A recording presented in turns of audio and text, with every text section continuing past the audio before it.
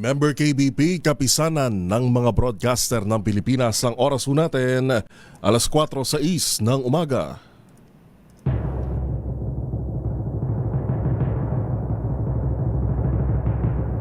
And the Golden Dove for Best Science and Technology Journalist goes to Angelo Palmones, DCRH. Ito na ang 28th KBP Golden Dove Awardee, Best Science and Technology Journalist, si Angelo Palmones sa Magandang Umaga, Pilipinas! DZRH, Magandang Umaga, Pilipinas! Sa DZRH Radio, DZRH TV at DZRH Online. Kasama si Kuya Angelo Palmones. Magandang Umaga, Pilipinas!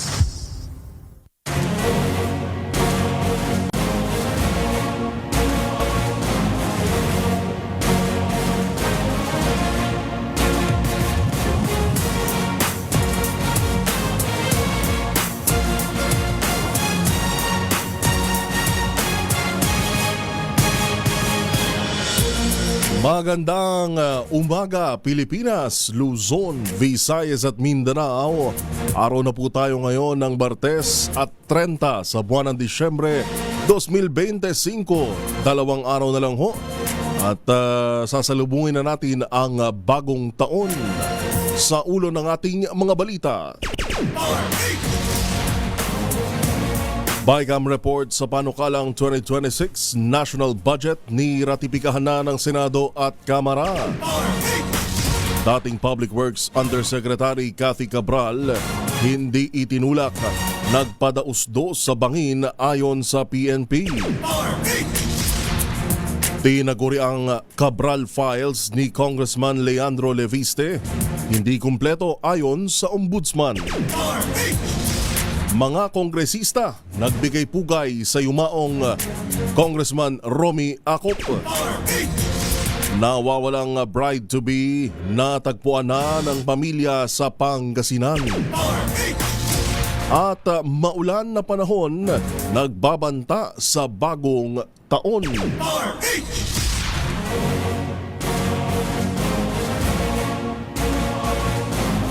Muli yan ho ang ulo ng ating mga balita ngayong December 30, 2025. Live na napapanood at napapakinggan via 666 kHz sa Metro at Mega Manila. Gayon din ho sa 18 relay stations ng DZRH sa Luzon, Visayas at Mindanao. Simulcast via DZRH News Television, DZRH News Facebook at DZRH News Television YouTube channel. Ang inyo pong lingkod sa pagbabalita sa pangalan ni Kuya Angelo Palmones. Magkarinigan tayo hanggang alas 6 ng umaga. Ito po si Yuel Reyes.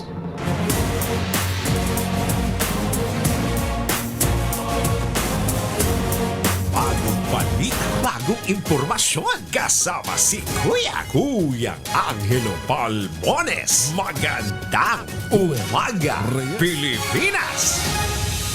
Magandang umaga, Pilipinas! Magandang umaga, Pilipinas!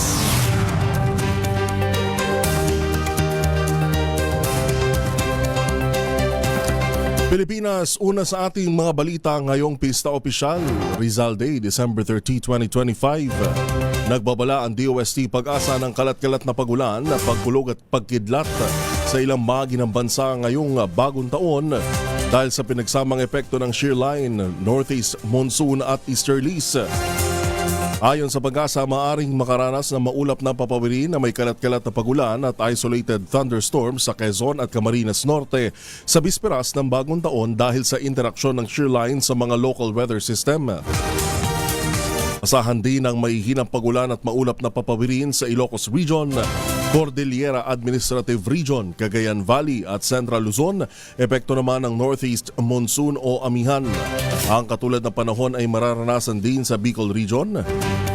Gayon din sa Northern Samar, Eastern Samar at Palawan kasama ang Metro Manila, at ilan pang bahagi ng bansa dulot ng easterlies. Halos ganito rin ang inaasahang panahon sa January 1 sa malaking bahagi ng bansa. Magandang umaga, Pilipinas! Sarado na ang kaso ng nawawalang bride-to-be na si Shera De Juan. Ito ang idineklara ng Quezon City Police District. Makaraang matunton si Shera sa Sison, Pangasinan matapos ang higit 2 linggong paghahanap. Kaugnay nito, sinundo na si Shera kahapon ng mga otoridad kasama ang kanyang pamilya at kasintahan na si Mark R.J. Reyes. Yes po, since yung incident na reported po sa atin is missing bride-to-be si Miss Shera dahil nakita na po siya, case closed na po ito. Sa salaysay ni Shera, sinabi nitong naglakad-lakad lang siya hanggang sa tuluyan ng mapalayo sa kanilang lugar. Matatanda ang December 10 na magpaalam umano si Shera na bibili lamang ng sapatos para sana sa nakatakdaan nilang kasal, ngunit bigo na itong makauwi. Marami pa ring loophole dito, ha? Magandang umaga, Pilipinas! Hindi bikulo o triangle kundi isang fountain ang sumabog sa Tondo, Maynila na ikinasawi at ikinasugat ng 12 anyos na batang lalaki. Paglilinaw ni Manila Police District Public Information Officer Major Philip Ines, napulot lamang ng mga biktima ang naturang mga paputok. Sinindihan umano ng mga ito ang pikulo, ngunit nadamay ang fountain, dahilan para lumikha ito ng malakas na pagsabog at mapuruhan ang nasabing minor de edad na nagkalasog-lasog ang mga paa at naputol ang kamay. Paputok yung piccolo po at saka isang parang fountain po sa tribe. Napulot? Pagdating po, Oo. yes, pagdating po nila dito sa may Lorenzo Street, corner ng Jose Abad Sat, tapos tumabi po sila sa bangketa. At ito pong isa nating minor de edad, itong ating victim po na nasa hospital ngayon. So, sinindihan niya po yung napulot nilang piccolo. Naku. At kung sumindi po ito, nadamay po yung victim itong isa pa po niyang kasamahan, itong victim. fountain. Kung saan tumabog po ito. At naging dahilan po ng kanyang pagkasawi. Oh, so yung malakas Sa ngayon ay nagpapagaling pa sa ospital ang sugatang biktima, habang tiniyak naman ng Manila Department of Social Welfare na tutulungan nila ang pamilya ng batang nasawi sa naturang trahedya. Pero ang dapat tingnan talaga dito yung CCTV prior, dahil ang nakita na lang natin doon sa inilabas ng MPD, sumabog na yung pagsabog na mismo. Pero baka may iba pang CCTV area sa lugar kung ano talaga yung dala nila. Dahil sa palagay ko, hindi naman sasabog ng ganyang kalakas ang paputok kung piccolo lang o di kaya naman ay fountain. Dahil hindi ko sumasabog ng ganyang kalakas ang fountain. Ano ho? Medyo tayo kasi dati nagpapaano rin nung uso pa yung paputok. Hindi talaga sumasabog ang fountain at hindi rin naman ganyan kalakas sa pagsabog ng piccolo. Kaya dapat yun namang statement ni Major Philip Ines ay nanggaling doon sa statement ng isang batang biktima na nakausap po sa ospital. Pero yun lamang ho, para matingnan lang din yung facts nitong issue na ito. Kaugnay naman yan, nanawagan ng Manila Police District o MPD sa publiko na agad magsumbong sa 911 ang mga makikitang nagbebenta o nagpapaputok ng illegal firecrackers. Ayon kay MPD Major Philippines, mas madaling matutugunan ng pulisya ang ganitong illegal na gawain kung may tulong mula sa taong bayan. Pag-aamin ni Ines, mahirap ma-monitor lahat ng gumagamit at nagbebenta ng iligal na paputok dahil sa dami ng populasyon dito pa lamang sa lungsod ng Maynila. Gayunman, tiniyak ng opisyal na agad silang re-responde sa anumang tawag kaugnay rito. Nananawagan tayo sa ating mga kababayan na sabi nga po natin, it's a matter of shared responsibilities. Hindi po talaga natin lahat makikita. Sa dami po talaga ng tao dito sa lungsod ng Maynila. Ang kailangan lang po natin, tulungan din po tayo ng ating mga kababayan. I-report nyo po dito po sa 911 pag meron po kayong nakikita mga nagpapaputok, yung mga nagbebenta po ng illegal na paputok, at makikita nyo po yung ating kagyat na action dyan. Ang kailangan lang po natin dito ay yung pakikipagtulungan po ng ating mga kababayan. Magandang umaga, Pilipinas! Alas 4:16 babalikan natin ang ilan pang mga balita dito pa rin sa Magandang Umaga Pilipinas. Inyo pa rin pong nakakasama sa pangalan ni Kuya Angelo Palmones. Ito po si Yuel Reyes. Bagong balita, bagong impormasyon. Kasama si Kuya Angelo Palmones. Magandang Umaga Pilipinas. Oy mga mamis, pwede tayong mag-laundry day today ha? Kunot mo ka ba kapag makapit, madikit at malupit ang mantsa? All you need is Pride. Ba't pampahirapan ang self ko sa Pride? Easy at worry-free naman ang laundry. Sa Triple Stay formula, tanggal na matitinding mantsa based on tense at chocolate, modern salmon and cotton. Gawa po ito ng ACS. Number 1. Sir, pag-uwi galing ng trabaho, abay dalian sa germs sa katawan nila. Para labanan ang amoy araw at may pawis, gumamit ng Shield Pad Soap regularly. Unbeatable ang Shield sa paglaban sa germs versus another brand may shea butter. Pampalambot ang kutis sa presyong abot kaya 12.50 SRP. Kaya naman recommended ito ng Philippine Nurses Association. Kaya mga misis ay challenge yung subukan ng Shield Bath Soap. Galit sa sakit may malasakit, sulit na sulit. Magandang Umaga Pilipinas. 20 minuto makalipas po ang alas 4 ng umaga. Sa mga napapasarapan tulog, dire-diretso lang ang tulog habang kami ho ang inyo pong background sa ating mga lolo at lola. Magandang umaga po sa inyo. Sa mga nagtitimpla na ng kape, naghahanda ng agahan. Good morning ho, good morning, good morning. Sa iba pa nating mga balita, aabot na sa 125 ang nasabugan ng paputok mula December 21 hanggang December 29. Sa datos ng Department of Health o DOH, karamihan sa firecracker-related injuries ay naitala sa National Capital Region o NCR na may 57 kaso, sunod ang Ilocos Region na may 12 at Central Luzon na may 11. Karamihan sa mga biktima ay lalaki na edad 5 hanggang 14. Dahil pa rin ito sa paputok na 5-star, boga, quitis, whistle bomb at iba pang klase ng paputok. Sa kabila naman ito, mas mababa pa rin ang 27% ang naturang bilang kumpara sa 171 kasong naitala sa parehong panahon noong nakaraang taon. Magandang Umaga Pilipinas. Pinayuhan ng Department of Health o DOH ang publiko ng tamang mga paraan sa pagbibigay ng paunang lunas sakaling maputukan ng paputok ngayong salubong sa bagong taon. Ayon sa DOH, hindi dapat maliitin kahit maliit na paso o sugat dahil maaari itong mauwi sa impeksyon. Payo ng DOH, hugasan agad ang sugat gamit ang sabon at malinis na tubig, takpan ng malinis na gasa at magtungo sa pinakamalapit na health center o ospital para sa agarang o tamang gamot at bakuna kontra tetano. Para naman sa mga mata natamaan ng paputok, agad na padaluyan ng malinis at maligamgam na tubig ang apektadong mata. Iwasang kamutin o galawin ito, takpan ng malinis na tela o gasa at agarang isugod sa ospital para masuri ng doktor. Paalala ng Health Department, mahalaga ang mabilis at tamang hakbang sa oras ng aksidente upang makaiwas sa malubhang pinsala. Sakaling may emergency, maaring tumawag sa DOH Hotline 1555 o sa National Emergency Hotline na 911. Magandang Umaga Pilipinas. Handa na ang 7 district hospital ng lungsod ng Maynila, partikular ang kanilang mga emergency room para sa mga firecracker-related injuries habang papalapit ang pagsalubong sa bagong taon. Kabilang narito ang Santa Ana Hospital, Hospital ng Sampaloc, New Emergency Room, Hospital ng Tondo, Justice Abad Santos General Hospital at Gat Adres Bonifacio Hospital. Bukod dito, naka-heightened alert na rin ang lahat ng ospital sa lungsod upang tiyakin ang mabilis at maayos sa serbisyong medikal.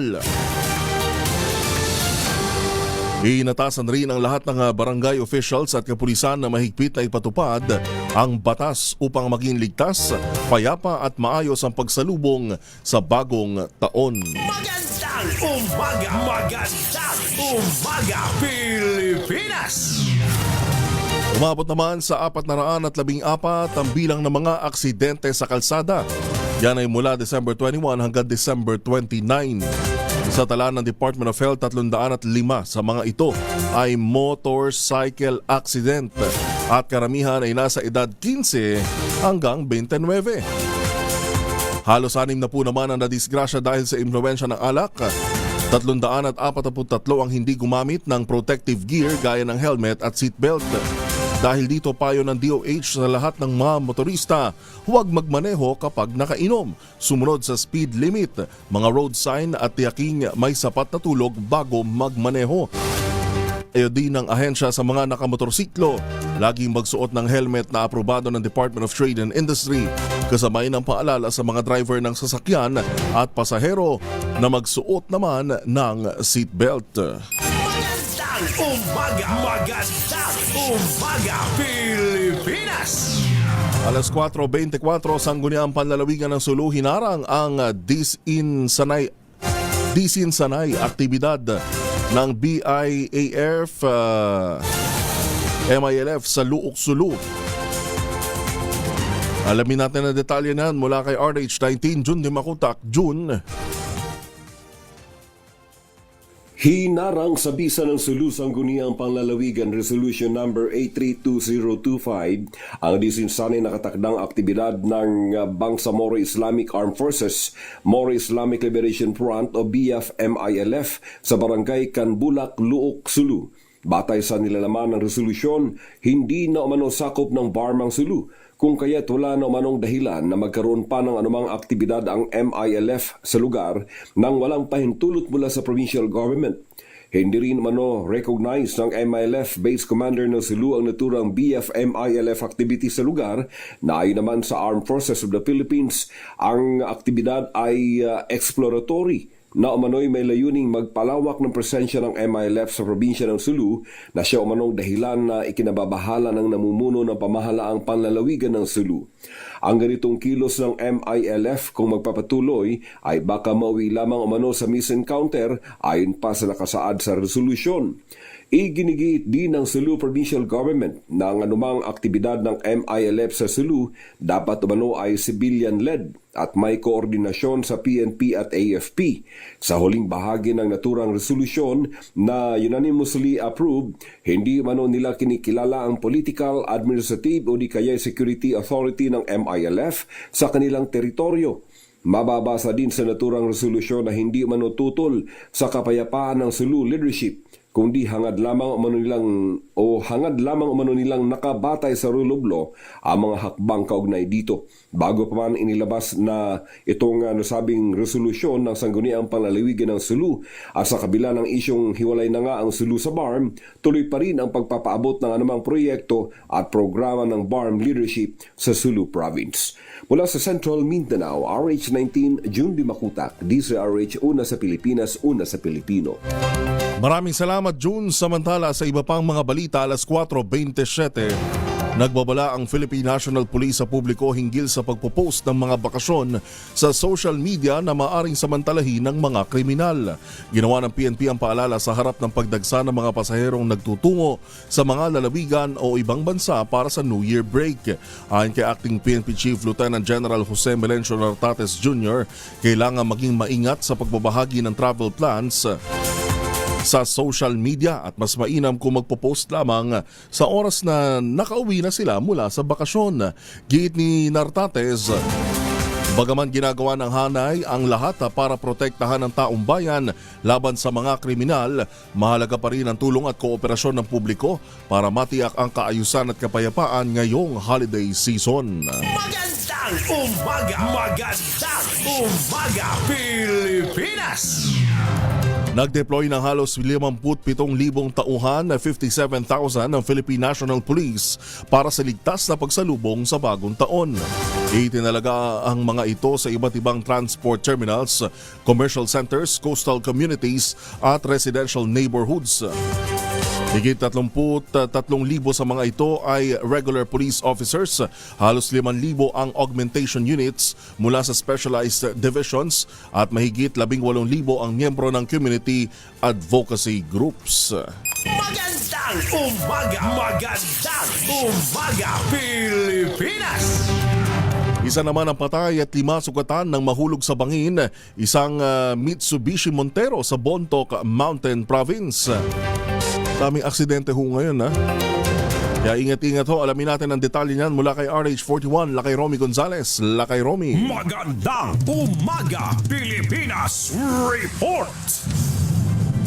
Nasawi isang 53 anyos na babae at nasugatan naman ang 5 nitong kasama matapos mahulog sa bangin ang sinakyan nila sa Bontoc Mountain Province. Nangyaring trahedya dakong alas 8:30 ng gabi noong Disyembre 28 nang mahulog ang isang Mitsubishi Montero sa 20 metrong lalim na bangin sa Bontoc Mainit Provincial Road sa Sitio Arate, Ginaang Bontoc Mountain Province at bumagsak sa palayan. Wala ng pulso at humihinga ang driver na si Cherilina Geston Dalili, 53 ng Bayabas sa Pico, La Trinidad, Benguet, nang madatnan ng rescue team sa tabi ng sasakyan.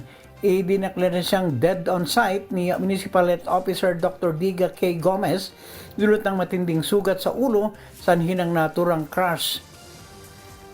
Nasugatan naman sina Eunice Geston Andaya, Yunart Geston Andaya, Destiny Geston Dalilis, Cledter Geston Andaya at Shane Kewan at isinugod sa Bontoc General Hospital at 3 sa kanila inilipat sa pagamutan sa La Trinidad, Benguet. Inimbestigahan pa ng otoridad ang tunay na sanhi ng naturang sakuna. Ito si RH41 Romy Gonzales para sa DZRH. Una sa Pilipinas, una sa Pilipino. Thank you, RH41, Lakay Romy Gonzales. Magandang umaga, Pilipinas! Balita, bagong impormasyon, kasama si Kuyang Angelo Palmones. Magandang umaga, Pilipinas! Alas 4:30. Baka kayo po may mga importanteng lakad, huwag din kalimutan magpawa ng proteksyon laban sa mikrobyo. May 2 formulation ng family alcohol na pwede nating pagpilian. Yung family 70% isopropyl alcohol, especially prepared for clinics, hospital, pharmacies, laboratories, pero okay na okay po yan sa mga households. Very effective yan sa disinfection at sterilization. Ganyan ang bagsik ng family, 70% isopropyl alcohol, maghapon man natin gamitin, no problem. Hindi po manunuyo ang ating mga kamay, meron po yung moisturizer. Yun namang mabangong family rubbing compound improved cologne. Ayun po yung mabangong isopropyl alcohol na ginagamit po ng mga masahista, mga barbero, mga doktor, mga nurse, mga kapadrona for sponge, bathing, and other cleansing purposes. Family rubbing alcohol parang DZRH, buk na sa mahabang panahon. Mabibili sa namang butik at convenience stores nationwide. Family rubbing alcohol, hindi lang pampamilya, pang sports pa. RH number 1.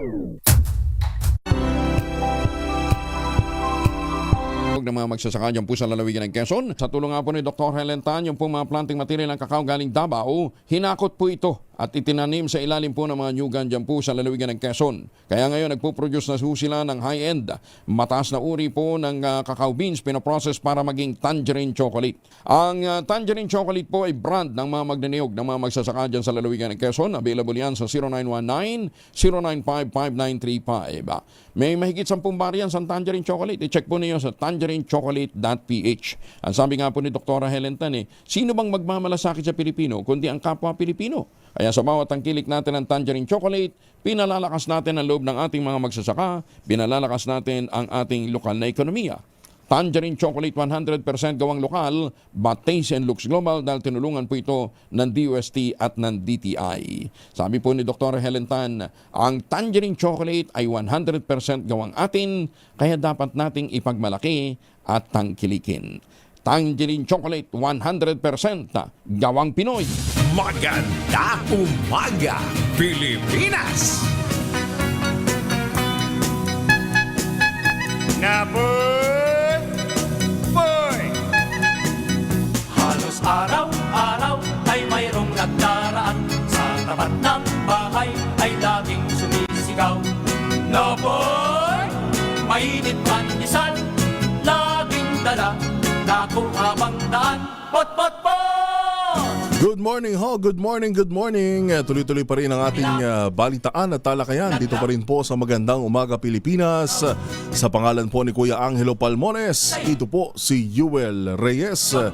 Padala lamang ho kayo ng mensahe sa ating text line 0919-282-6485. Ulitin lang natin ang ating text line 0919-282-6485. Ay iniiwan sa pintura. Pero para ho sa mga may sa YouTube at ganun din Facebook, maaari kayong magkomento sa ating DZRH TV 4K live stream. Padala nyo lang ho inyong pangalan kung may nais kayong ipabati. Gayon din sa ating Temang lagi Facebook DZRH News. Good morning, good morning, good morning. ako ang nararanasan. Dalawang araw na lang ano ho. At sasalubungin na natin ang bagong taon, 2026. Kalain mo yon. Di tinapay. At mag-aanim na taon na rin. Parang kailan lang nung nag-COVID-19 pandemic. Pot sa tindang pandesal.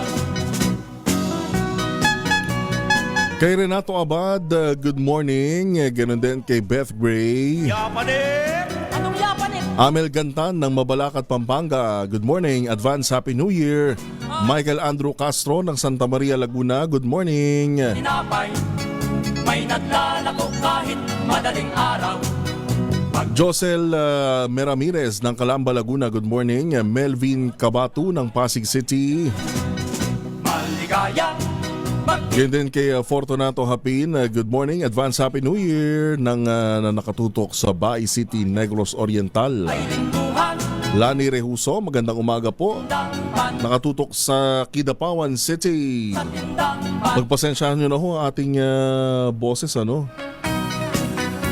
Dahil medyo tinamaan talaga tayo. Panahon din ngayon ano. Pero maliban sa panahon ngayon ng flu, halos araw.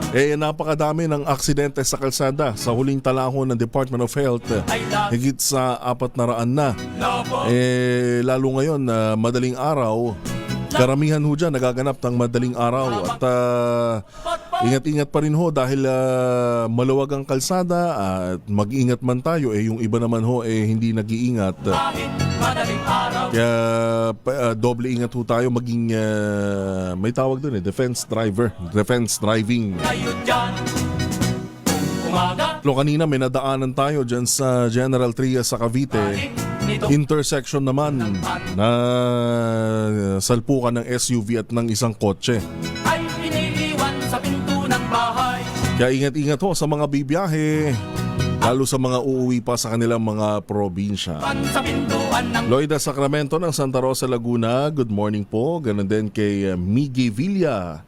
Kajo Verano, Advance Happy New Year na nakatutok sa Palau. lagi itong magtitinapay. Junivar Arandia ng Naga City. Good morning po. Henry Dolohan, mga suki natin na nakatutok naman sa Davao City. Ganon din kay Randy Martinez. Maligaya. Amando Almazan ng Isabela. Kahit ang Eco Moises ng San Jose City, Nueva Ecija. Tristan Wyatt Gulay. Tessie Pendon, good morning. pot sa tindang pandesal. Kay Owens Buck, Alex, good morning na nakatutok sa Ilagan City sa Isabela. Ngayon din kay Miss Tess Pendon ng Santa Maria sa Laguna. Good morning ho sa inyo. Nakapamili na ba ng pang medianoche ng mga iba't ibang klase ng bilog na prutas? Nagmamahal na ho ngayon. Kahapon bumili tayo dito sa palengke sa South. Maligaya. Sabi ng mga tindera, yun na raw yung simula ng pagtataas ng presyo dahil ilagay lang naman nga sa ref hindi naman mabubulok. Maglinduhan.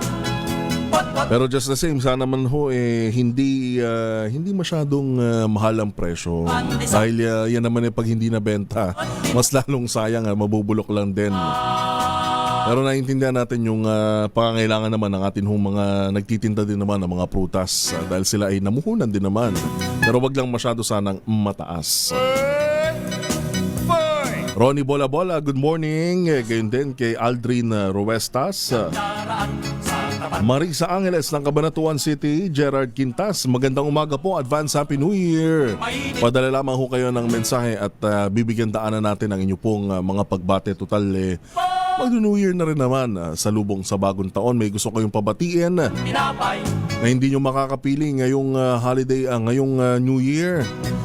Padala nyo ho ang pangalan at ating babatiin dito ho sa ating himpilan. Oras natin alas 4:41. Balik tayo sa ating balitaan. Bagong balita, bagong impormasyon. Kasama si Kuya Angelo Palmones. Magandang umaga, Pilipinas!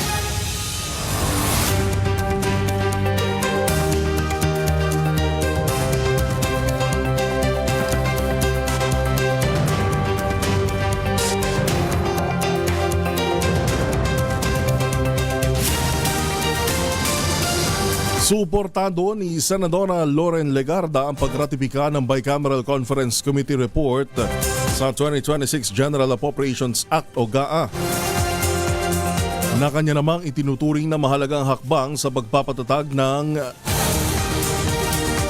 bansa. Sa kanyang pahayag sa plenaryo noong December 29, binigyan din ni Legarda ang kanyang reserbasyon sa mga pagkukulang ng pambansang pamahalaan sa remittance ng nakatakdang kita para sa kalusugan, kasabay ng pagpapatibay ng Senado sa naturang ulat na isusumite sa tanggapan ng Pangulo. Binigyan din ni Legarda na ang pagpapatibay ng 2026 GAA ay dapat sundan ng mahigpit na pagbabantay sa mga programang pangkalusugan at proyekto upang matiyak ang pananagutan na nasusukat na resulta. Sa kabila ng kanyang reserbasyon, muling pinagtibay ni Legarda ang suporta sa ulat ng BICAM at binigyang pansin ang bisyon nito na ilagay ang pag-unlad ng tao sa sentro ng pambansang kaunlaran. Bilang pagtatapos, nagbigay si Legarda ng malinaw na panawagan para sa pananagutan at layunin sa paggastos ng pamahalaan. Magandang umaga, Pilipinas! Sasalubong naman sa bagong taon ang taas singil sa South Luzon Expressway o SLEX at Southern Tagalog Arterial Road o Star Tollway. Batay sa inaprobahang Toll Regulatory Board, epektibo ang toll hike sa Enero 1. Ang mga mula Alabang papunta sa Calamba, Laguna na Class 1 vehicles ay magbabayad ng 126 pesos, 253 pesos naman para sa Class 2 at 379 pesos para sa Class 3. Para naman sa Calamba patungong Santo Tomas sa Batangas, ang Class 1 vehicles ay sisingilin ng 34 pesos, 68 pesos para sa Class 2 at 102 pesos para sa Class 3. Sa Star Tollway naman, ang mga motoristang mula sa Santo Tomas patungong Lipa ay magbabayad ng 60 pesos para sa Class 1, 119 para sa Class 2 at 179 pesos para sa Class 3. Samantalang ang mga Class 1 vehicles naman mula Lipa patungong Batangas Section 2 ay sisingilin ng 53 pesos, 106 pesos at 159 pesos. Magandang umaga, Pilipinas! Isa namang lalaking hinihinalang lasing nalunod matapos maligo sa dagat sa Morong, Bataan. RH37 Danny Kumilang sa detalye. Danny. Magandang umaga, Pilipinas! Report! Dead on arrival ang isang 58 anyos na lalaki sa James Gordon Hospital sa Olongapo City. Bakarang malunod ito nang maligo sa beach resort sa sitio Minanga, Barangay Mabayo, Morong, Bataan alas 4 kahapon ng hapon. Kinilala ang biktima na si Florindo Barros Cabañez, 58 taong gulang, residente ng 58 Lozano Street, Valdez, Florida Blanca, Pampanga.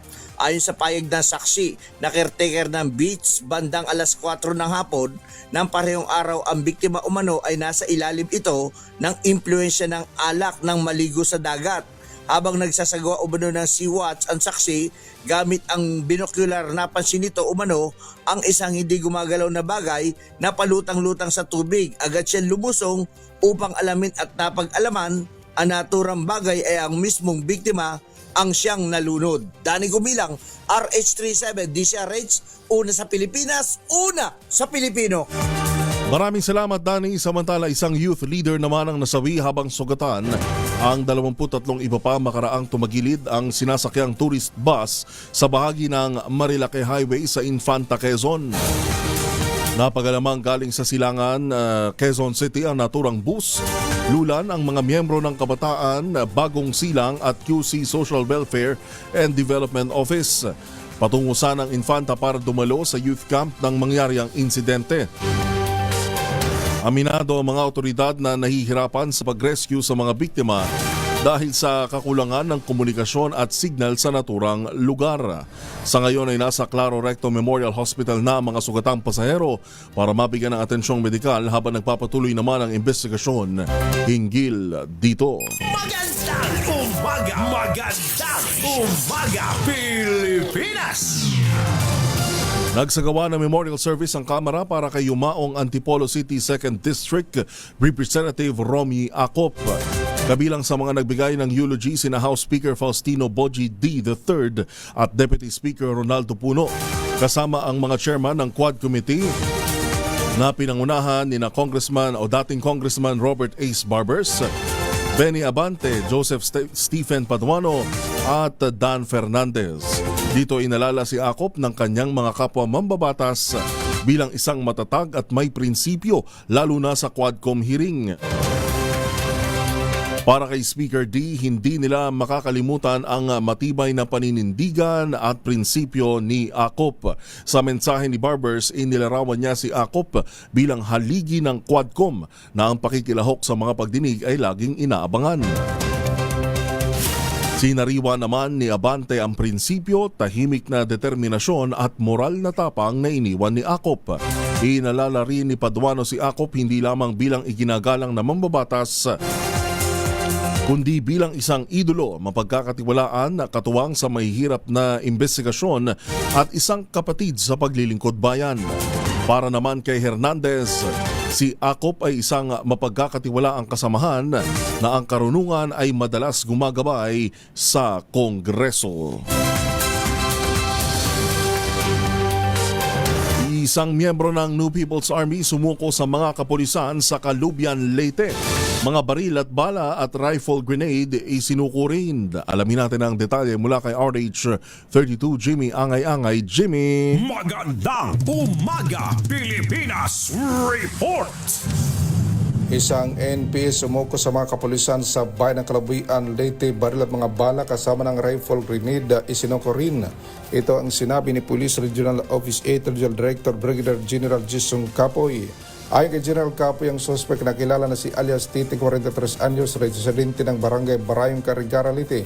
Siya ay dating regular NPA member na affiliated sa Buhawi Platoon sa ilalim ng Mount Amamduin Command Sub-Regional Party Committee Libugs ng Eastern Visayas Regional Party Committee na nag-ooperate sa bayan ng Carigara, Haro, Leyte, Kapukan at Cananga, Leyte. Naisoko rin ang kalibre 38 na baril, may 3 bala at isang rifle grenade. Nag-surrender ang naturang NPA sa mga kapulisan sa Barangay Cristina, Calubian, Leyte sa Sikan Leyte Police Mobile Force Company, Provincial Intelligence Unit Tracker Team, Regional Intelligence Unit, Provincial Intelligence Team sa Leyte, 34 Special Action Company, 3rd Special Action Battalion, PNP Special Action Force, 8th of 5th Maneuver Company, Regional Mobile Force Battalion at sa Calubian Leyte Municipal Police Station. Mula dito sa DYVL Action Radio Tacloban, ito si RH32 Jimmy Angay-Angay para sa DZRH. Una sa Pilipinas, una sa Pilipino. Maraming salamat, Jimmy. Samantala, isa namang aktibong kasapi ng Communist Terrorist Group sa Northern Samar sumuko rin sa mga otoridad. RH34 Jane Galit Bantayan sa detalye. Jane. Magandang umaga, Pilipinas! Report! Nagdesisyon naman na sumurinder kahapon sa otoridad sa 1st Maneuver Company Regional Mobile First Battalion ang isang aktibong miyembro ng Underground Mass Organization sa headquarters sa Barangay Garden Artiche, Eastern Samar. Ito ay nagpahayag ng pagtitiwalay sa kanyang grupo at nagpahayag ng pagsusuporta sa mga programa ng gobyerno. Ang sumukong aktibong miyembro ng NPA, kinilala sa kanyang alias na si Bane, 58 taong gulang, isa itong magsasaka mula sa bayan ng Lapinig, Northern Samar. Ayon sa ito, 1st Company Regional Mobile 1st Battalion, dati itong aktibong kasapi ng pambansang kilusan ng magsasaka, Communist Terrorist Group Underground Mass Organization sa nasabing bayan. Ayon naman sa nasabing dating miyembro ng INPE, nais niyang magbagong buhay dahilan ng kanyang pagsuko. Nahikayat itong sumuko ng 1st Maneuver Company Regional Mobile 1st Battalion bilang lead unit sa suporta na rin mula sa Provincial Intelligence Team ng Northeast Samar. Si Elias Bani ay kasalukuyang nasa kustudiya ngayon ng opisina ng 1st Regional Mobile 1st Battalion at inihahanda na ito upang tumanggap ng mga programa mula naman sa gobyerno. Sa kanyang pagsuko ay tumanggap rin ito ng financial assistance and food packs mula sa mga pulis. Mula sa Aksyon Radyo Katarman, RH34, Jane Galit Bantayan ng DZRH. Una sa Pilipinas, una sa Pilipino. Bagong balita, bagong impormasyon. Kasama si Kuyang Angelo Palmones. Magandang umaga, Pilipinas! 9 na minuto bago alas 5 ng umaga. Number 1. Kasama si Kuyang Angelo Palmones. Magandang umaga, Pilipinas! Ay, mamaya na ho ang DZRH Rewind 2025. Alas 12 po yan ng tanghali dito sa DZRH Radio, DZRH TV at DZRH Digital. Mga malalaking pangyayari ay atin hong babalikan ngayong taon. Tunghayan niyo lang po yan sa atin hong live stream muli sa DZRH Radio at DZRH TV. 5 minuto ho bago alas 5 ng umaga. Aarangkada na ngayong araw ang taas presyo sa produktong petrolyo. Sa magkakahiwalay na abiso ng mga kumpanya ng langis, 60 centavos ang taas presyo sa kada litro ng diesel at kerosene. Samantala, wala namang magiging paggalaw sa presyo ng kada litro ng gasolina. Ang naturang price adjustment ay bunsod ng nagpapatuloy na tensyon sa pagitan ng Russia at Ukraine at posibilidad ng karagdagang sanctions sa Russia at mas mahigpit na penalty na ipapataw ng US sa Venezuela. Magandang umaga, Pilipinas! Tiniyak naman ng Department of Justice na paiigtingin nito ang pagbabantay sa kanilang pondo para maiwasan ang katiwalian. Nawa ng ahensya ang pahayag kasunod ng pagkakaaresto ng National Bureau of Investigation o NBI sa isang DOJ payroll officer dahil sa umano'y pagmamanipula nito sa 12 million pesos public funds. Ayon kay DOJ spokesperson Rafael Nicolo Martinez, nananatili silang committed sa transparency, pananagutan at pagprotekta sa public resources para matiyak na hindi na mauulit pa ang mga ganitong iligal na gawain. Giit ni Martinez, makikipagtulungan sila sa NBI at iba pang ahensya para maimbestigahan ang naturang DOJ payroll officer na sangkot sa anomalya. Magandang umaga, Pilipinas! Tiniyak naman ng Department of Health o DOH na wala pang naitatalang kaso ng AH3N2, K-subclade o K-superflu sa Pilipinas. Sa kabila ito ng tumataas na kaso ng superflu sa Amerika at mga nauusong sakit tuwing amihan season. Gayunman, patuloy na paalala ni Health Secretary Ted Herbosa sa lahat, manatili na lang muna sa bahay kapag may mga nararamdaman tulad ng ubo at sipon ngayong holiday season. Kasabay nito, siniguro rin ng kalihim ang patuloy na pagbabantay ng ahensya sa banta ng nasabing sakit. Magandang umaga, Pilipinas! Isa namang street-level drug suspect sa Malasique, Pangasinan, arestado. Halos 15,000 pisong halaga ng illegal na droga na kumpiska. RH38 Freddy Fajardo sa detalye. Freddy. Magandang umaga, Pilipinas! Report! Nasa kustodiya nga ng Malasiki Police Station ng isang 42 anyos ng biyudo matapos itong maaresto pasado alas 2:20 ng madaling araw kahapon sa anti-drug bust operation. Batay sa ulat ni Malasiki OIC Chief of Police Lieutenant Colonel Francisco Sawadan Jr., isa sa kanyang mga tauhan sa drug enforcement team ang nagpanggap na buyer at binenta ng suspect ng 3 plastic sachet na naglalaman na hinihinalang shabu kapalit ng mark money at agad itong inaresto. Nasamsam sa suspect ang mark money ginamit sa operasyon. Ang nakumpiskang illegal na droga rito ay tumitimbang ng 2.16 grams at may street drug price na 14,688 pesos. Kasong paglabag sa Republic Act 9165 Comprehensive Dangerous Drug Act of 2002 ang kinakaharap ngayon ng suspect. Mula sa Action Radio Pangasinan, ito si Freddy Fajardo, arin sa tag-uulat para sa DCRH, una sa Pilipinas, una sa Pilipino.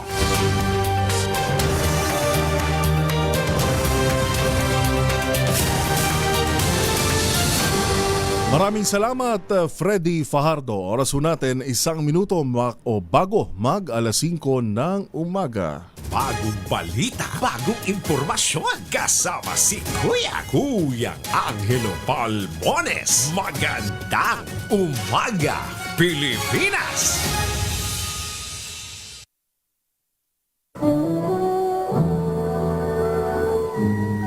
Kauna-unahan sa Pilipinas. Manila Broadcasting Company. DZRH, a proud member of MBC Media Group.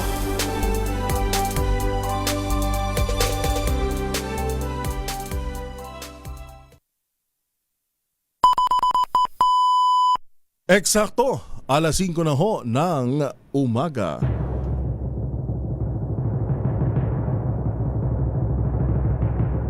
And the Golden Dove for Best Science and Technology Journalist goes to Angelo Palmones, DZRH. Ito na ang 28th KBP Golden Dove Awardee, Best Science and Technology Journalist, si Angelo Palmones sa Magandang Umaga, Pilipinas! DZRH, Magandang Umaga Pilipinas sa DZRH Radio, DZRH TV at DZRH Online. Kasama si Kuya Angelo Palmones. Magandang Umaga Pilipinas!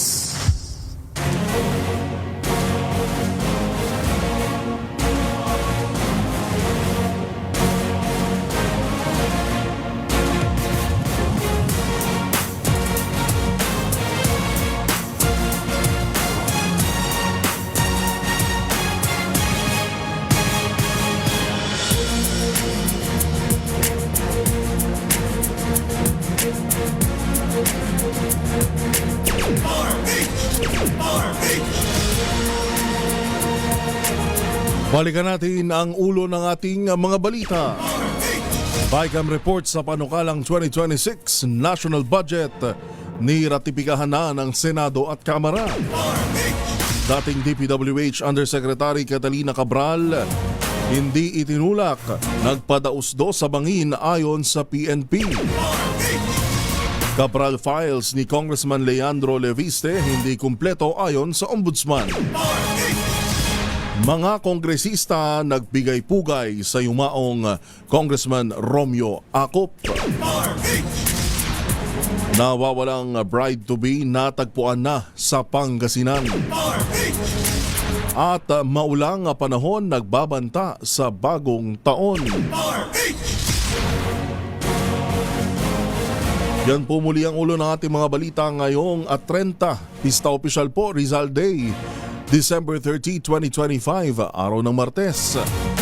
Sa pangalan ni Kuya Angelo Palmones, magkarinigan tayo hanggang alas 6 ng umaga. Dito pa rin sa Magandang Umaga, Pilipinas.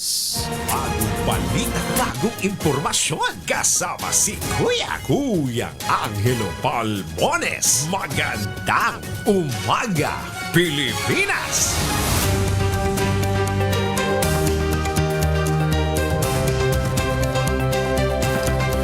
Alas 5:03, isinapubliko na ng pamunuan ng Quiapo Church ang mga schedule at ruta para sa pista ng Itim na Nazareno na isasagawa sa Enero 9 ng susunod na taon. Sa impormasyong inilabas ng Quiapo Church na may temang ang kapistahan na He Must Increase and I Too Shall Decrease. Agsisimula naman ang araw-araw na Novena Masses simula January 1 hanggang January 8, 2026. Magsisimula ang barangay visitation sa buong Quiapo District mula Enero 2 hanggang Enero 6 na siya magbibigay daan sa debosyon at pakikilahok ng mga lokal na residente. Sunod rito ang pagbabasbas ng mga replika ng imahen at mga estandarte ng Nazareno o banner sa Enero 3. Magsisimula naman ang paghahanda sa Quirino Grandstand sa Enero 7. Kasabay ng volunteer mass at tradisyonal na pahalik. Sa parehong petsa itinakda ang pabihis o ang ceremonial visiting ng imahe habang ang pagdiriwang naman ng banal na misa ay magsisimula sa tanghali ng Enero 8. Isasagawa ang Misa Mayor o ang pangunahing festive mass sa Quirino Grandstand sa madaling araw ng January 9 at susundan ito ng panalangin sa Bukang Liwayway at ng mismong traslasyon. Magandang umaga, Pilipinas! Makibalita muna tayo sa lagay ng panahon mula kay Dan Villamil ng DOST Pag-asa. Sir Dan, magandang tanghali, magandang umaga. Yes po. Good morning po Sir Yuel at sa ating mga tago-subaybay dito sa DZRH. Wala pa rin tayo binabantayan na low pressure area o namang sama ng panahon. Maliit pa rin yung chance na magkaroon tayo ng bagyo sa mga susunod na araw. For Metro Manila at malaking bahagi ng ating bansa, generally fair weather ang ating inaasahan for today. Pero nandiyan pa rin yung mga chance ng usual afternoon to evening ng mga rain showers or thunderstorms, especially dito sa areas ng Visayas, Mindanao, Mimaropa at Bicol region. At chance naman ng light rains o pag-ambon sa Metro Manila and the rest of Luzon. Sa kalagayan naman nating karagatan, kasalukuyan walang nakataas na gale warning, pero iba yung pag-iingat pa rin sa ating mga kababayan na maglalayag, especially sa seaboards ng extreme northern Luzon dahil makakaranas tayo dyan ng katamtaman hanggang sa maalong karagatan. Sir Yuel? So meron ho tayong ngayong salubong natin sa bagong taon, Sir Dan. Expected ba natin na magiging maulan? For most of the country po, generally fair weather, pero ito pong area ng Bicol region, no, dahil sa epekto po ng shear line, sa ngayon wala pa tayong mga pag-ulan na nararanasan, pero sa bisperas po ng bagong taon hanggang sa mga unang araw ng 2026, makakaranas po tayo ng mga pag-ulan over most of southern Luzon dahil po sa epekto ng shear line. Opo, itong malamig naman na panahon na naranasan natin, Sir Dan, possible ba na may peak pa ito at hanggang kailan? Usually po yung peaks natin, no, yung time period na kung saan itatala natin yung minimum temperatures, yung mga pinakamababang minimum temperatures ay sa banda pa po, sa dulo pa po ng Pebrero up until the first weeks of February. At ang temperatura po natin ngayon sa Baguio ay? Minimum temperature po natin sa Baguio for yesterday ay 14.2 degrees. At inaasahan po natin na bababa pa. Yes po, pagpasok po ng Enero, inaasahan po natin na mas bababa pa po itong ating minimum temperature. Alright, maraming salamat Sir Dan. Advance Happy New Year. Thank you po and good morning po sa inyo. Dan Villamil ng DOST Pag-asa. Magandang umaga, Pilipinas!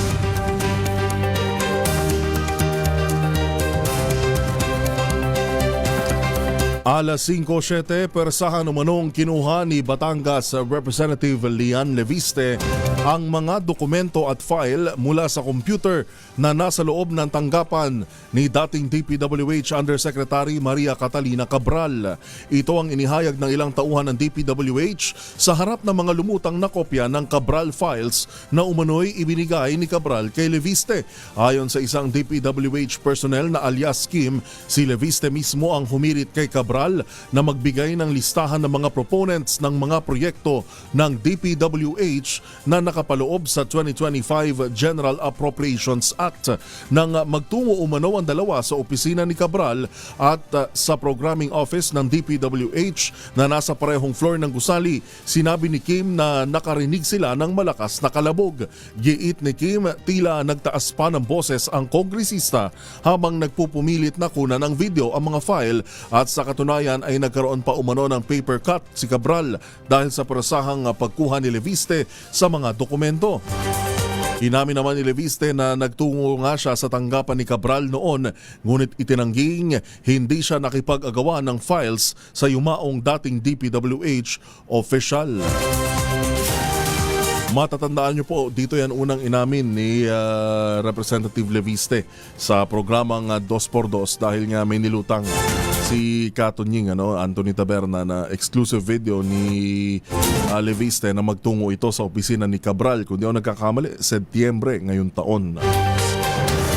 Yan ho yan, yung video na yan, eksklusibong ipinalabas ho dito sa DZRH at unang inamin sa atin ni Representative Leviste ang kanyang pagtungo sa opisina ni dating Yusek Cabral. Alas 5:09 ang ating oras, nanindigan ng pambansang pulisya sa nauna nitong pahayag na walang foul play sa pagkasawi ni dating Public Works Undersecretary Maria Catalina Cabral. Sa resulta ng medical legal, lumalabas na blunt traumatic injuries mula sa pagkahulog sa bangin ang ikinamatay ng dating opisyal. Ayon kay PNP Forensic Group OIC Colonel Pierre Paul Carpio, malabong may tumula kay Cabral mula sa Cannon Road, batay na rin sa posisyon ng kanyang bangkay at mga tinamo nitong pinsala sa katawan. Giit ni Carpio, maaring nagpataas ng suicidal behavior ang ininom ni Cabral. So kung binulak ito, chances are lalayo pa siya doon. So makikita niyo dito na ang kamay niya, yung parang ng kamay niya, ay may gasgas din po, no? Pati yung likod, may gasgas din po. So ang laki po ng probabilidad na nagpadaos-dos po talaga siya. At the same time, yung layo po ng katawan niya, doon sa base of the ravine, ay nasa 0.2 to 0.8 meters lang po ang layo. Umaga, magandang umaga, Pilipinas! Isasalang ng Office of the Ombudsman sa Digital Forensic Examination ang hard drive ng computer ni dating DPWH Undersecretary Maria Catalina Cabral. Ito'y para matukoy ang lehitimong dokumento na naglalaman ng mga detalye ng budget insertions para sa flood control projects. Ayon kay Assistant Ombudsman Miko Clavano, mas mabuting umasa sa original digital evidence na nagmula mismo sa tanggapan ng DPWH kaysa bumatay sa mga kopyang hawak ng third party na maaring namanipula na. Sa kasalukuyan anya, ligtas at selyado na ang CPU ni Cabral na nasa kustodiya ng Ombudsman. Ang forensic examination ay isasagawa ng transparent kasama ang DPWH, Commission on Audit at PNP Anti-Cybercrime Group upang masiguro ang integridad ng proseso. Gayunman, iginiit ni Clavano na ang mga nakuhang files ay bahagi lamang ng investigasyon at hindi otomatikong patunay ng kriminal na pananagutan. Alam nyo, kung nakuha lang na maaga lahat ng files na ito, sa napakabagal na sistema ng dito ho sa Pilipinas sa pagkakala pa lang ng mga ebidensya, mapapasana all ka talaga dun sa mga napapanood natin sa mga K-drama, no? Sa mga Korean drama, pagka napapanood daw ho natin na nasangkot sa anomalya yung isang opisyal, ang bilis di ba? Yun hong mga otoridad nila ay nagtutungo agad dun sa opisina ng opisyal at matik lahat ng mga dokumento, computer, kinukumpiska ho lahat. Sa atin ho dito sa Pilipinas,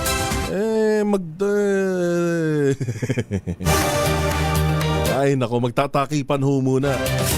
At kung kailan huli na ang lahat, kung kailan may namatay na, dun palang kikilos ang mga otoridad. Di wala na. Talaga hong tampered na. Hindi maaalis yung possibility na tampered na yung mga makukuhang dokumento. Mabagal ho talaga ang sistema sa Pilipinas. Hindi lang ho ang mga otoridad, kundi ang justice system. Mabagal ang mga korte. Oras natin, alas 5:13 ng umaga. Hindi umano ipinakita ng buo ni Batangas 1st District Representative Leon Leviste ang dokumentong nakuha umano kay dating DPWH Undersecretary Catalina Cabral. Ito ang sinabi ni Assistant Ombudsman Miko Clavano. matapos umano nilang lapitan ang opisina ni Leviste noong buhay pa si Cabral. Dahil dito limitado lamang ang nakita ng ombudsman at hindi lahat ng dokumentong sinasabi ni Leviste. Pero inihahanda na ng tanggapan ang Digital Forensic Examination sa Central Processing Unit o CPU ng computer ni Cabral. Iginit naman ni Assistant Ombudsman Miko Clavano na mababa pa rin ang kredibilidad ng mga lumutang na umano'y kopya ng Cabral files para gamiting ebidensya sa nagpapatuloy na investigasyon sa flood control scandal. Sa video message na inilabas ng Ombudsman, sinabi ni Clavano na ito'y dahil maaring minanipula na ang naturang mga dokumento. Ayon kay Clavano, ilang sources na ang lumapit sa kanilang tanggapan at sinabing may hawak umano silang kopya ng tinatawag na Cabral files. Git na Clavano, ang best at pinaka-reliable sources pa rin ay ang computer CPU at mga dokumento na galing mismo sa DPWH. The best and most reliable source of documents are actually the agencies and individuals who had custody, who had control and even authorship of the computers, the storage devices, and the files themselves.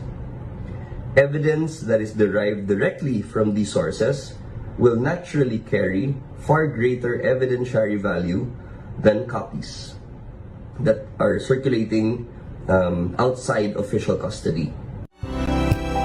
Balita, bagong impormasyon, kasama si Kuya Angelo Palmones. Magandang umaga, Pilipinas! Sa pangalan pa rin po ni Kuya Angelo Palmones, ito po si Yuel Reyes, alas 5:15. This time check is brought to you by ACS Manufacturing Corporation, ISO certified.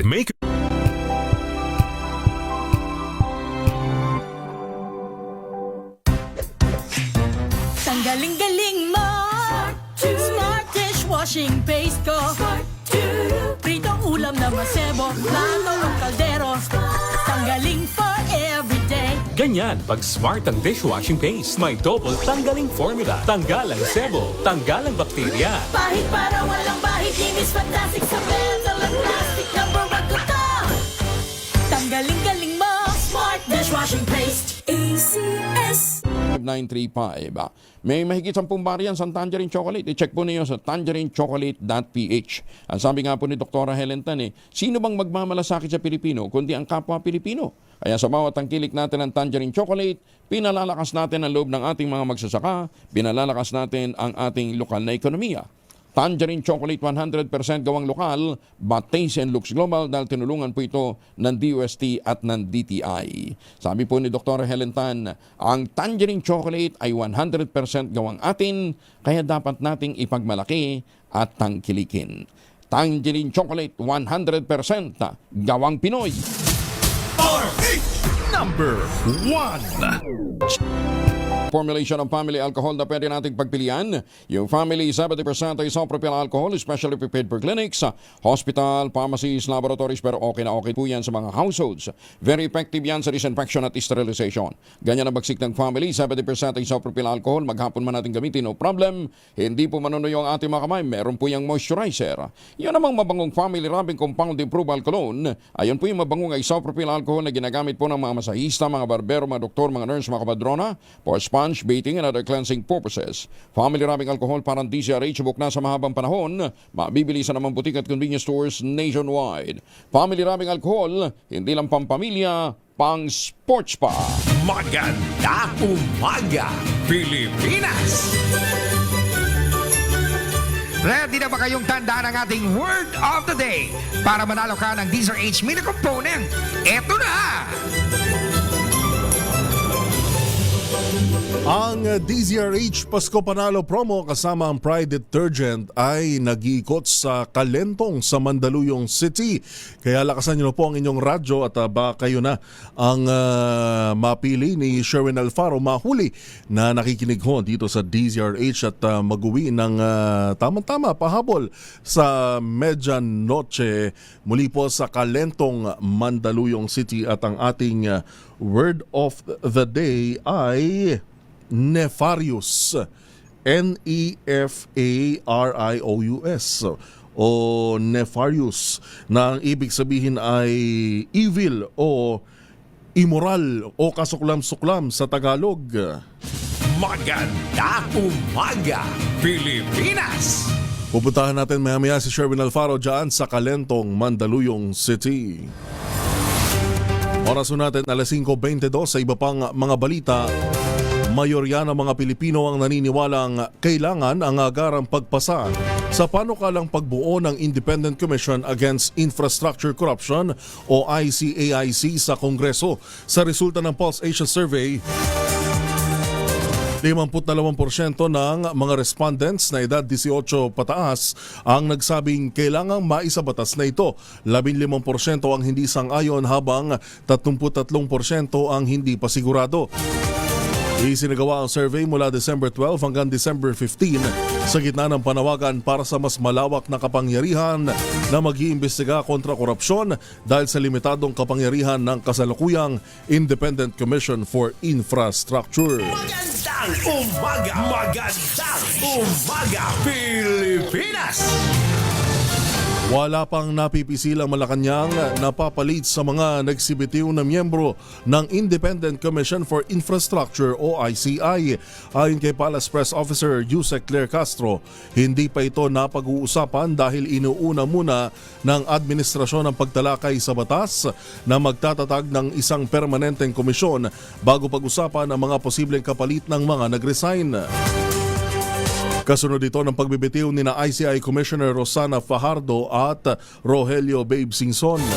Nabatid na isinusulong ngayon ang pagbuo sa Independent Commission Against Infrastructure Corruption para sa permanente at mas makapangyarihang komisyon na mag-iimbestiga kontra korupsyon kumpara sa kasalukuyang ICI. Magandang umaga,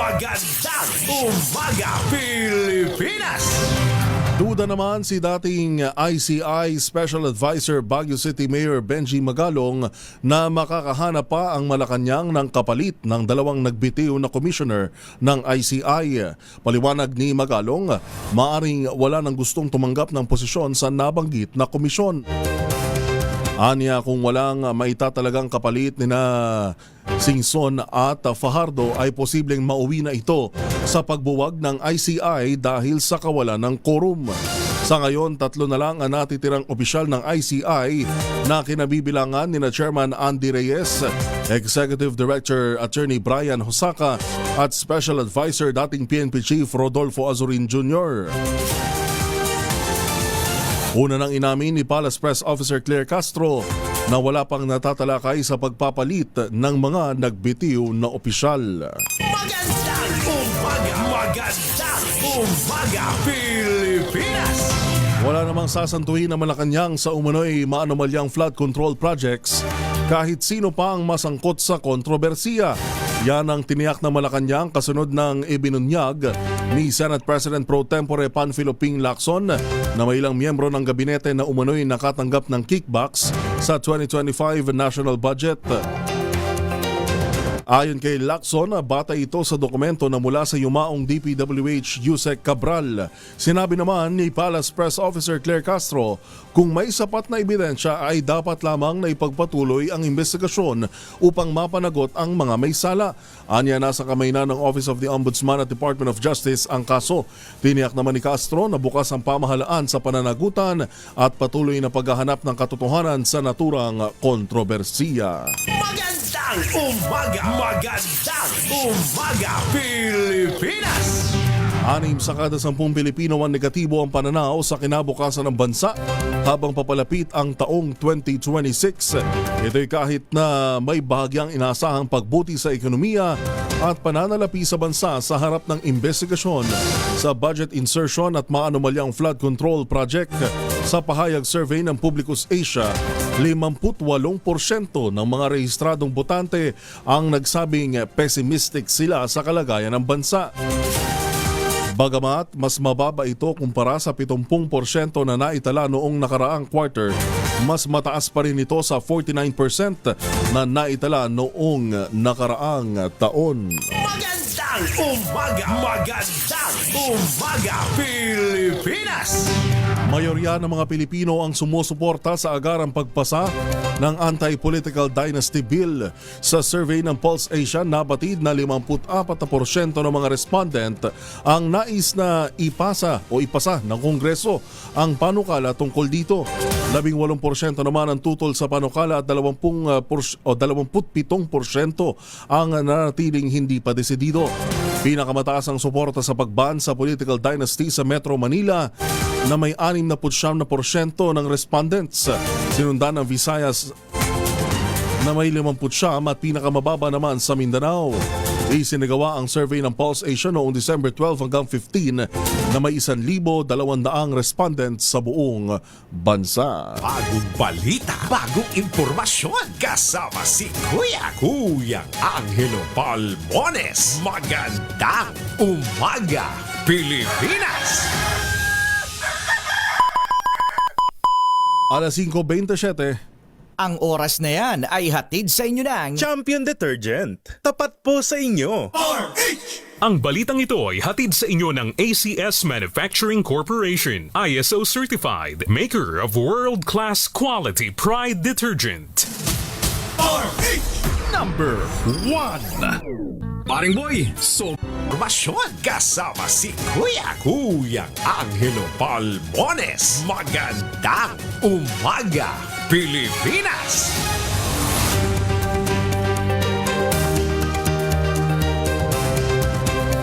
Alas 5:33 ang ating pong oras. Inyo pa rin pong nakakasama. Ito po si Yuel Reyes sa pagpapatuloy ng ating balitaan.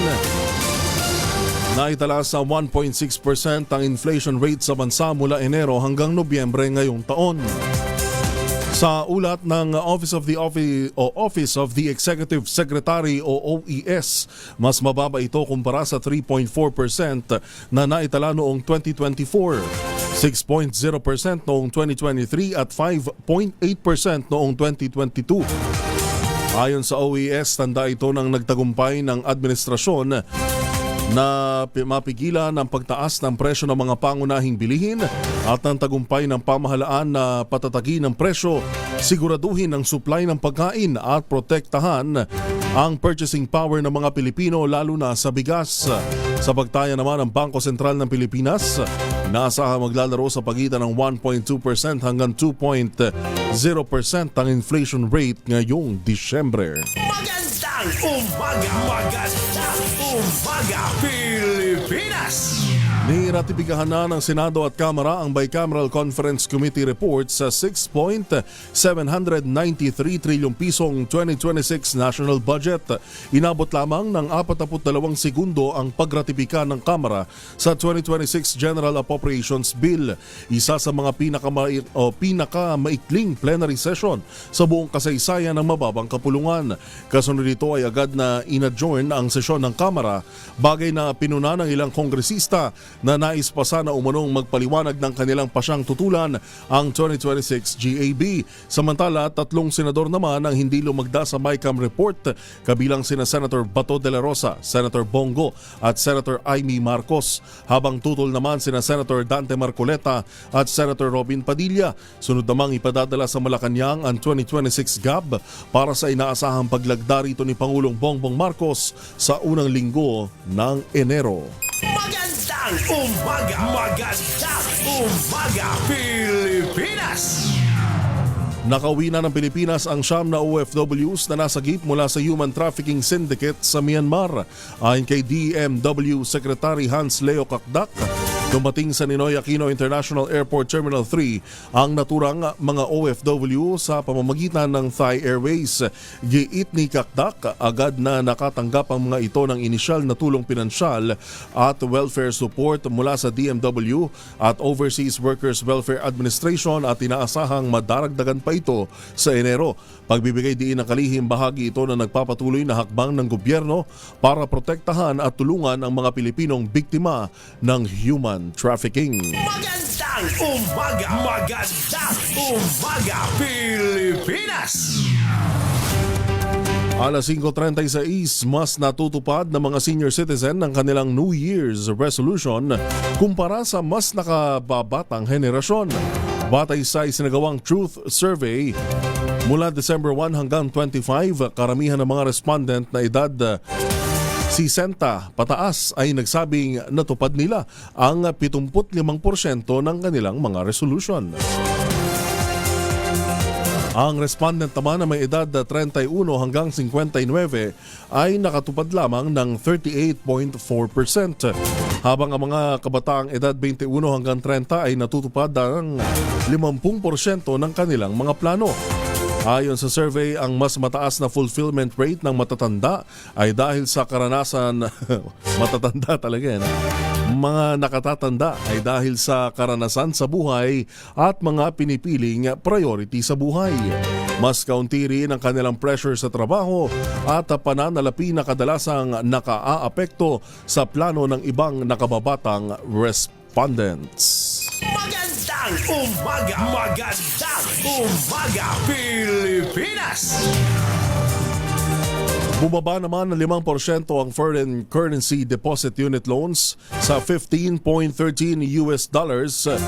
sa ikatlong quarter ng 2025. Ito mula sa 15.93 bilyong pisong US dollar na FCDU loans noong ikalawang quarter ng taon.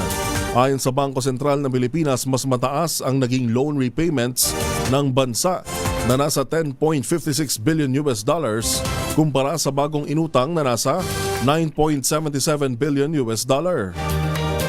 Samantala, patuloy din sa pagtaas ang foreign currency deposits na mula sa 57.4 billion noong nakaraang taon ay naging 60.7 billion na ngayong 2025 o may 5.7% na pagtaas. Ang FCDU loans ay ginagamit para suportahan ang mga economic activity na nangangailangan ng foreign exchange gaya ng import, export at iba pang foreign currency transactions. Magandang umaga, Pilipinas!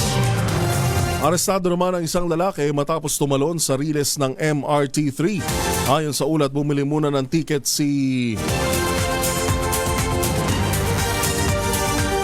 ang lalaki sa Ortigas Station northbound. Ngunit pagdating naman sa platform ay bigla siyang tumalon sa riles at tumakbo patungong Shaw Boulevard Station.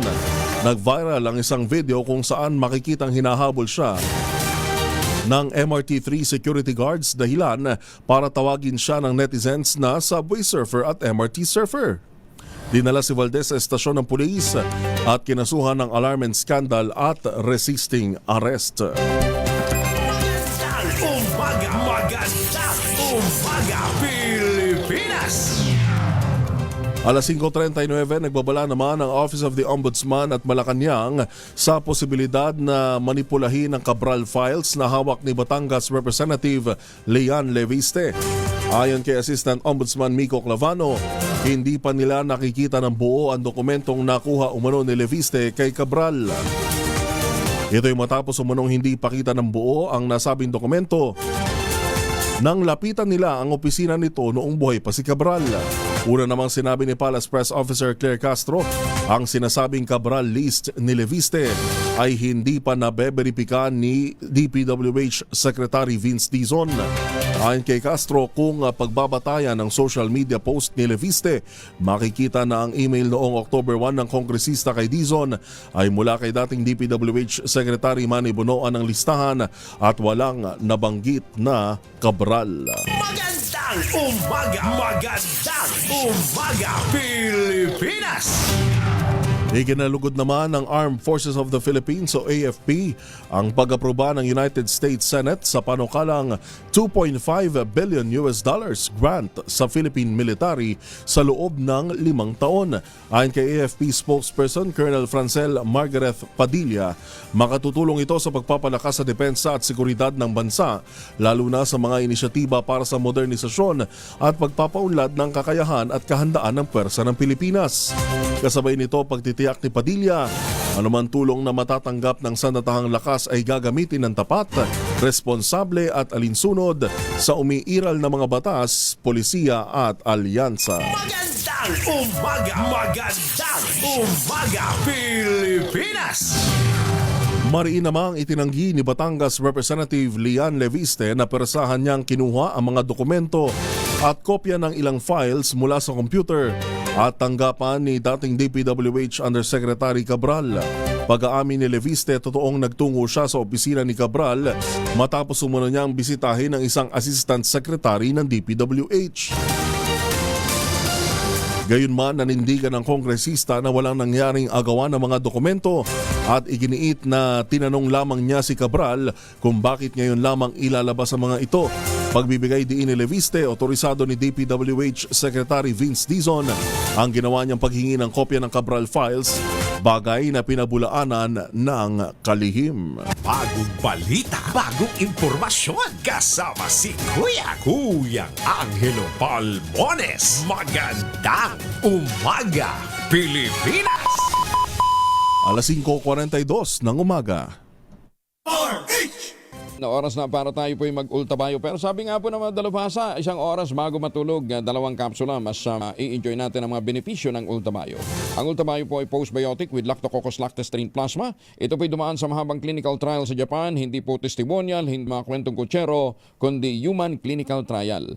Ang bawat kapsula ng ultabayo ay nagtataglay ng 50 billion cells ng Lactococcus lactestrin plasma.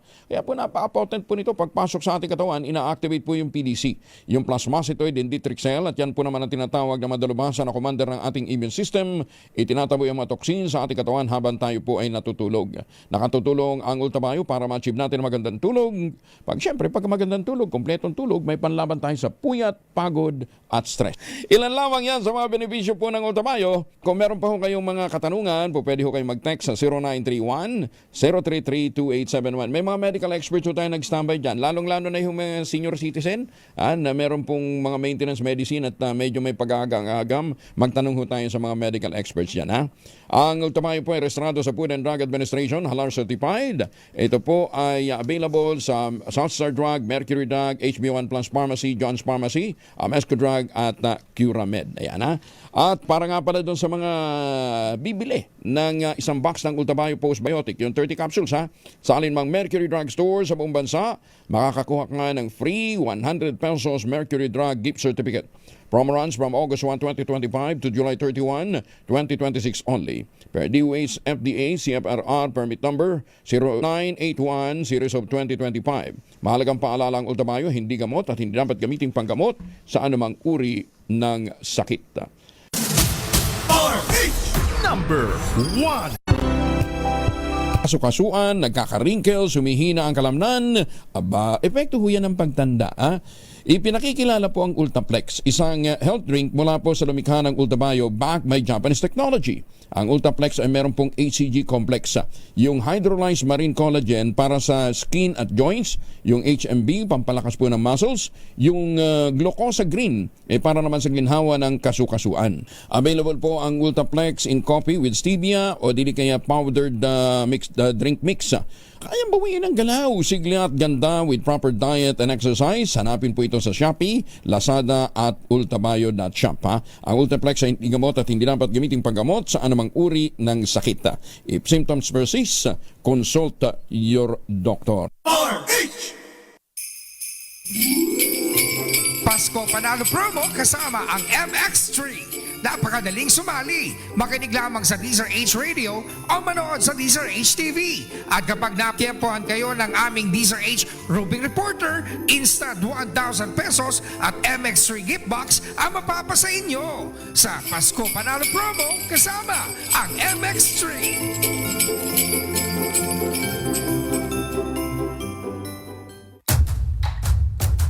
Balikan ang pinakamalalaki, mga pasabog na kaganapan ngayong taon sa DZRH Rewind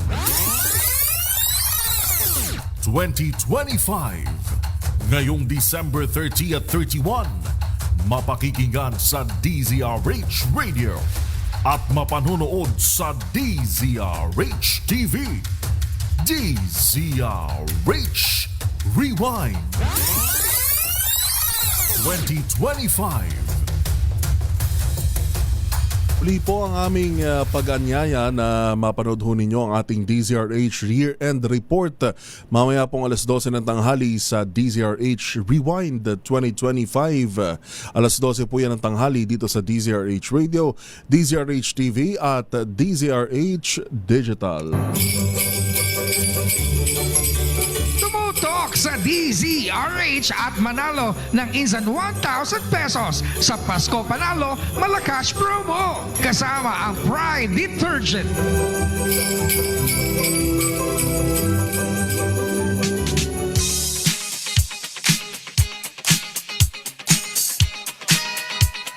Live na live ang ating Pasko Panalo promo kasama ang Pride Detergent ay nasa Kalentong sa Mandaluyong City. RH6, Sherwin Alfaro. Sherwin, good morning. Yes, magandang umaga. Yuel, dito nga sa Kalentong, tignan mo naman na buhay na ang ating mga kababayan dahil marami na ang namimili in advance ng kanilang mga prutas na bilog dahil yan ay masarap ihanda ng pinaniniwala ang pampaswerte yan, kagaya niya, buko. Yan, ihanda niya sa mesa nyo. Bilog yan. Pero merong, Sherwin, merong buko talaga na panghanda pag New Year, di ba? Yung may parang tangkay. Ano yun? Parang maliliit na buko. Ano ba tawag doon? Buko pie? Bukelia. Mga ganon. Pero siyempre, hindi mawawala dyan ang ubas, ang mansanas sa bilog, ang orange, pongkan, na napakaraming variants. Yan pero dito sa Kalentong, nakilala natin itong si nanay na nakapamalengke na. Magandang umaga po. Morning. Good morning po. Opo, good morning po sa inyo. Pangalan niyo po? Ako po si Red Claudio. Ate Red? Oo. Talagang yung RED na kulay? Oo. Color. Kayo pala original na color, it red. Oo. Pero mo pang pangalan niya Red. Si Ate Red. Taga sa kayo na Ate Red? Sa Barangay 892. Dito sa may Santa Ana. Naglagawa niyo rito sa Kalentong? Namimili. Ayan, at dahil nakapamili na kayo, sinong paborito yung announcer tuwing umaga? Si Sir Deo Macalma at saka si Ises at saka Dos Porto. Aba, yun. Pero mo, oras pala ni Ises, nakatunin na. Yes. Paborito ko si Ises kanina pinag-usapan yung kayo ba sang-ayon na iwasan ang papatok yung mga aso? Oo. Ako nga takot sa putok kasi baka masunog bahay namin. Tatakot ako. Aso pa kaya? Yes. Yun yung buhay pa kaya? Yun yung pinag-usapan kanina sa programa ni Crisis na dapat huwag magpapatok sa may mga lugar na may mga aso. Ayan, dahil palagi ka nakikinig sa DZRH. Meron kang 1,000 pesos. Thank you. Maraming salamat sa DZRH. Thank you, Lord, for the blessing. At dahil paborito mo si Kisses Habson, nag-message si Kisses Habson. Eto, meron pa pinadadagdag isa pang 1,000 pesos. Salamat. Maraming salamat sa inyo sa lahat ng staff ng DZRH. Maraming salamat, Nanay Red, sa inyong patuloy na pagtangkilik. Tama-tama po pang New Year namin, Martina. Pang New Year nyo na yan. Opo. Ang importante magkasama ngayong bagong taon. Opo. Gusto ko kunin ko na huli yung 2,000 kasi importante na magkasama. Hindi, kailangan may pamilya, siyempre. Ayan, naman. Bigyan na natin ng mini component si Nanay. Nanay, kapag nasagot mo yung ating word of the day, meron kang additional na DZRH mini component. Oh, thank you very much. Talagang sobrang swerte ko naman, nakasalubong ko kayo. Ano po yung ating word of the day? Nefarious. Nefarious sa Tagalog ay kasuklam-suklam. Gaya ng No Limitangere nung ilabas ni Dr. Cerza dito noong panahon ng mga Kastila, ang turing dito kasuklam-suklam na nobela. Yan, ngayon ginugunita natin ng ika-129 na taong anibersaryo ng kabayanihan ni Gat Jose Rizal. Yes, tama. Dahil dyan, meron kang Diesel H mini component at siyempre meron pa kasamang Diesel H t-shirt at ang siksik liglig umaapaw na Medianoche basket ng Diesel H at ang pinakamalaki, pinakamapula, pinakamabango, ang pinakabago, ang Pride with Fabric Conditioner, Korean Strawberry Bloom Detergent Powder with Stain Away Formula. 2 kilo yan para sa iyo, nanay, magiging Koreana ka na. Ay, gamit ko yung Pride na white. At talaga po. Ba, try nyo na rin tong yung bago ng Pride detergent. Ngayon ko lang nalamit. Yun yan pala. At dahil nanay, ikaw stroke patient. Opo. Kailan kayo na-stroke po? Naku, yung 2003. 2003 ng November. 2003 at ngayon maganda yung recovery ninyo. Opo. Nasiga po ako para sa anak ko makalakad. Kasi kawawa naman kung nakahiga lang ako. Mm-hmm. Talagang sinikap nyo na maka-recover. At ngayon, tignan mo naman, kayo pa ang namamalengke. Opo. Ang namamalengke dito sa Kalentong dahil dyan, nanay. Eto, meron ka pang dagdag na 1,000 pesos. Ibang Sherwin Alfaro, Oo, Yuel, bibihira yung makikita mo na nanay na nagkasakit, nagkaroon ng karamdaman, nagsusumikap na lumakas at nagpapatuloy sa laban ng buhay. Pagbangon, dapat tayo maging inspirasyon natin si Nanay Red na kung ano man yung pinagdadaanan natin, pwede nating labanan, lalo na yung naglakad hanggang nakarating ng Pangasinan. Naisingit mo pa. Maraming salamat sa iyo. Maraming salamat po sa lahat ng DCI staff at sa lahat po nung nagbigay sa akin ng tulong. Maraming po salamat. Actually, maraming tumutulong sa akin dahil sa sitwasyon ko. Ang hirap sa akin. Pero laban lang. Talagang ganito Lahat mayroon na mga hangganan. Ang awa ng Diyos. Makarecover ako. Tama, nanay, awa ng Diyos. Patuloy lang. Opo. Yan ako, si Nanay Red, kaiyak ang kwento ngayong umaga. Ang aga-aga na kaya. Dahil dyan, Nanay Red, maraming salamat sa iyo sa patuloy na pagtutok sa DZRH. At tuwa ako, may radyo na ako kasi sa cellphone lang ako madalas nakikinig.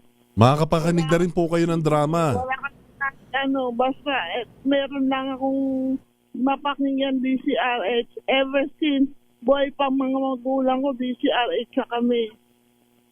Ako, maraming salamat po, Nanay Red. At syempre, sa mga nais manalo ng 1,000 pesos sa akin tumutok sa DZRH, bakit ang susunod nating winner sa DZRH Pasko Panalo Promo kasama ang Pride Detergent. Aris number 6, Sherwin Batang Faro DZRH. Nasa Pilipinas. Maraming salamat pala sa, ano pangalan ng tindahan na to? Luisa. Ayan, Luisa Carinderia na aming pinestuan pansamantala dahil si Nanay Red galing nga dito sa area ng palengke para mabigyan natin ng papremyo. Aris number 6, Sherwin Batang Faro DZRH. Una sa Pilipinas, una sa Pilipino. Magandang umaga, Pilipinas! Maraming salamat, Sherwin Alfaro at kay Nanay Red na namamalengke sa Kalentong Market sa Mandaluyong. Isang minuto bago ho mag-alas 6, missing bride-to-be na si Shera De Juan nakabalik na sa kanilang bahay sa Quezon City. Alamin natin ang update mula kay RH5 Val Gonzalez. Val. Magandang balita ito, Kuya Yuel, dahil bago ang masayang pagsalubong ng 2026 sa wakas. Matapos ang napakatagal na 20 araw ay nakarating na sa kanilang bahay sa Quezon City ang nawawalang si Shera De Juan. Kasama ang mga operatiba ng Quezon City Police District ay sinundo ng kanyang kasintahang si Mark R.G. Reyes at kapatid na lalaki ni Shera sa Season Pangasinan. Ayon sa Public Information Office ng QCPD, sinalubong si Shera ng kanyang mga kapitbahay, kaanak at mga kaibigan na nagtiyagang maghintay ng ilang oras mula nang makatanggap ng report na nakita na ito sa bayan ng Sison kahapon. Hindi na humarap pa sa media si Sierra sa pakiusap na rin ng kanyang hindi na humarap sa media itong si Sierra sa pakiusap na rin ng kanyang pamilya. Ayon sa kanyang nobyo na si Mark, nasa state of trauma pa si Sierra kaya hindi na niya muna tinatanong kung paano siya nakarating sa Pangasinan. Pero sa unang video na inilabas ng QCPD kahapon, sinabi ni Sierra na naglakad-lakad lamang siya at hindi pa malinaw kung ito ay mula Quezon City hanggang sa lalawigan ng Pangasinan. Matatandang misteryosong nawala si Dewan noong Disyembre 10, 4 na araw bago ang kanilang kasal sana ng kanyang fiancé na si Mark noong Disyembre 14. Ako si Val Gonzales, DZRH, una sa Pilipinas, una sa Pilipino. Maraming salamat, Val. Habol natin ang ating showbiz report. Carla Abellana, hindi nga ba inimbita sa kasal ang kanyang ama? Alamin natin ang showbiz report mula kay Tita Gorgie Rula. Tita Gorgie. Hindi pala imbitado si Ray P.J. Abellana sa kasal ng kanyang anak na si Carla Abellana at ni Dr. Reginald Santos. Ginanap ang kasal nila sa isang events place sa Tagaytay noong Sabado, December 27 at limitado lamang ang mga imbitado. Ang ina ni Carla na si Rhea Reyes ang unang nag-post sa Instagram ng kasal at kapansin-pansin daw na wala ang amang si Ray P.J. Abellana. Kaya tinext ko ang veteran actor kung imbitado nga ba siya at sumagot lang siyang no po. Hiningan ko rin siya ng mensahe sa bagong kasal lalo na kay Carla. Ang text sa amin ni PJ ay, I feel worried for them and I wish they will acknowledge the righteous ways of God to make them realize what is right and wrong for them to avoid bad luck. End of quote. Hiningan ko ng paliwanag si PJ kung ano ang ibig niyang sabihin sa mensaheng iyon pero hindi na siya sumagot. Nagkaroon kasi ng hidwaan ng mag-ama nang pumutok ang balitang hiwalayan ni Carla at Tom Rodriguez. Si Ray kasi ang unang nagsalita tungkol doon. Tila hindi na sila nagkaayos at itong kasal ni Carla ay hindi na nga siya nagpahatid sa altar sa kanyang magulang. Gorgie Rula po nag-uulat mula sa showbiz ng DZRH, una sa Pilipinas, una sa Pilipino. Yan na po ang kabuuan ng mga balitang itinampok sa DZRH. Magandang umaga Pilipinas. Ngayong isang araw bago ang bisperas ng bagong taon, December 30, 2025. Patuloy pa rin po tayong magkakasama hanggang sa ating special coverage bukas. Sa pangalan po ni Kuya Angelo Palmones, ito po si Yuel Reyes. Susunod na ang 2x2 at ang ACS Balita. Kasama pa rin sina Edniel Parosa at Tina Nolasco. Oras po natin 2 minuto makalipas ang 6:00 ng umaga. This time check is brought to you by ACS Manufacturing Corporation, ISO certified, maker of world-class quality Pride detergent.